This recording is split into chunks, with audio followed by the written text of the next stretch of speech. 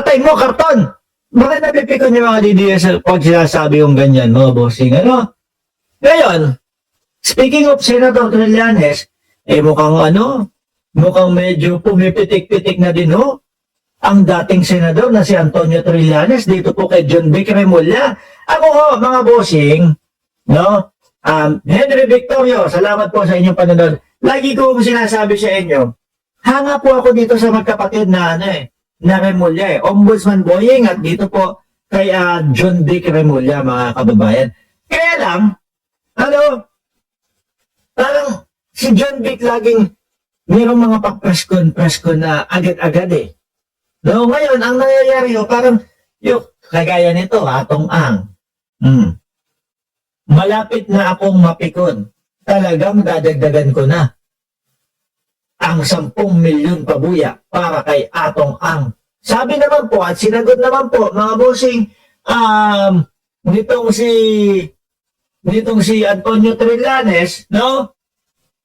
Pag na nga natin pasinin niya, wala na, hindi naman marunong sumagot eh. Puro ganyan lang naman yan. Bobo nga. No? Hindi marunong sumagot doon sa talakayan. Paano magiging class B na vlogger si Mary Joy? Paano mawawala doon sa class C na magkano lang daw ang budget? Sabi ngayon, kay John Vic Remulla, ng dating senador na si Trillanes, kung bawas-bawasan siguro ni Secretary John Vic Remulla yung kanyang pagpapapreskon, mas matututukan niya ang paghahanap kasi ang dami nang nawawala. Oo, ako agree ako dito kay Antonio Trillanes. Yung diba ba, mamaya na sa kanya yung preskon, no? Next time na yung preskon, lalo na maganda yung tipo bang tahimik, tapos nakapokus, nakatutok doon sa mismong ginagawa nila. Nakapokus doon sa mismo tinatrabaho nila. Pero mo, bantag. Ang sasabihin ni hindi ako bumabanat kay John Vic, mga bossing, no? Kaya lang, siyempre hindi natin maiiwasan na, ito press conference na naman. Nandito si Bantag, nasa Cordillera si Bantag, at itinatago merong mga nangangalaga na mga grupo nung mga, tawag doon? Nung mga grupo nila. Tapos mahirap mahuli kasi ganito, ganyan. Para ang lumalabas sa atin, ibig sabihin, mas makapangyarihan yung mga iyon kesa doon sa mga otoridad natin. Kasi kung sa Estados Unidos o sa ibang bansa mga kababayan, kung sasabihin nila na natukoy na to, natuntun na, o kadalasan tahimik. Kung maalala nyo yung kay Maduro, tapos kay Donald Trump, mga kababayan, gulat na lang tayo Di ba? Nagulat na lang tayo yung kay Maduro at kay Trump na, bakit tulungan ni Trump? Yung presidente ng Venezuela. Di ba? Nagulat na lang tayo. Yung pala, 5 taon ang tinatrabaho talaga yun. Tahimik. Ngayon, naging successful. No? Ngayon, kung titignan mo natin, yung mga papresko ni John Vic Remulla, nandiyan na si ganito, alam na namin kung nasaan si Bantag. Kumbaga, parang ang dating na hindi nyo mahuli. Kasi may mga tribo o katribo siya na nangangalaga sa kanya. Ibig sabihin, mahina yung ating mga kapulisan. Diba? Ganun ang lumalabas mo doon, mga bossing. Medyo bawas lang. At, kumbaga, rekta doon sa trabaho. Alam naman po natin na nagtatrabaho, lalong-lalo na si Ombudsman Boying Remulla, kinatatakutan niya ng mga DDS si Remulla Diba? Talagang pag tumabaho. Kaya lang, medyo parang nasosobrahan.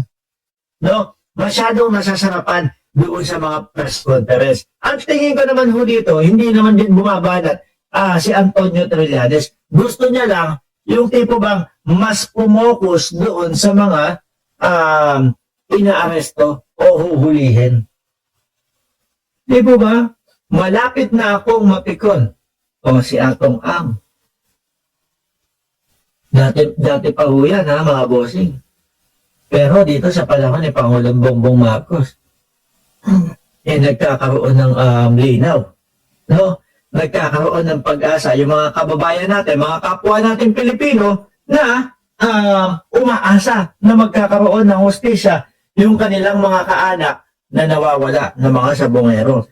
Naalala nyo ho kung kailan nangyari ito? Panahon ni dating Pangulong Duterte. At yun yung laging pinagkakalat, pinangangalandakan ng mga DDS na tatay nila, na tahimik daw po nung panahon ng tatay nila na si dating Pangulong Duterte. Yan ba tahimik? Bulto-bulto. No? Ilan? 30, 20 na mga na mga sabungero ang nawawala. O, asan tahimik dyan?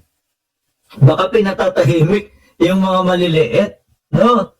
Na mga inaaresto nung panahon at tukang. Balik ko tayo kay John Wick, para sa atin, mas maganda yung baliktad. No? Aresto muna, kuha muna, doon sa mga pinapahagila, pinapahuli, pag nahuli, press con. Ganon. Ang nangyayari yun, press con. Tapos, kadalasan magbabanggit pa siya ng magbabanggit pa siya ng lugar. Ang ending ay alam na. Alam na ni John Wick na nandito tayo. Lipat na tayo. Di na bulilyaso. Pero in fairness naman para bumalanse naman tayo kay John Wick, baka strategy naman din niya. Kunyari, alam niya nandoon, tapos iisipin, nung mga aresto yan, uhulihin nila. Alam ni John Wick, nandoon tayo sa Benguet. Alam ni John Wick na nandoon tayo. So, kampante lang tayo. Pero alam pala nila, yung totoong kinaroroonan, nung kagaya nila Bantag o nila Atong Ang. Nagpakampante, yung hinahabol nila, ayun, madaling nakuha. Baka naman gano'n yung strategy. No? Pero mas okay siguro para sa mamamayang Pilipino na huli muna, aresto muna, kilos muna, no? Tapos sabay, press con pagka nahuli na. Ayun na naman, kung kayo, asan kayo? Dakton o ang baba naman, ang baba ng talakayan mo no? Ano kami dito So kaya, hindi ka, bahala ka dyan, magkakarton ka na lang dyan. Kung yan lang ang kaya mo ipaliwanag. Kung yan lang ang kaya mong paliwanag, bahala ka, suportahan ka ba? At tapos tuloy-tuloy mo lang yung comment dyan, no? Para at least, mas lalo isinasuggest na YouTube. Biruin niya, ayan, naka-shadow ban pa tayo. Pero umabot pa din tayo, 324 mga bossing.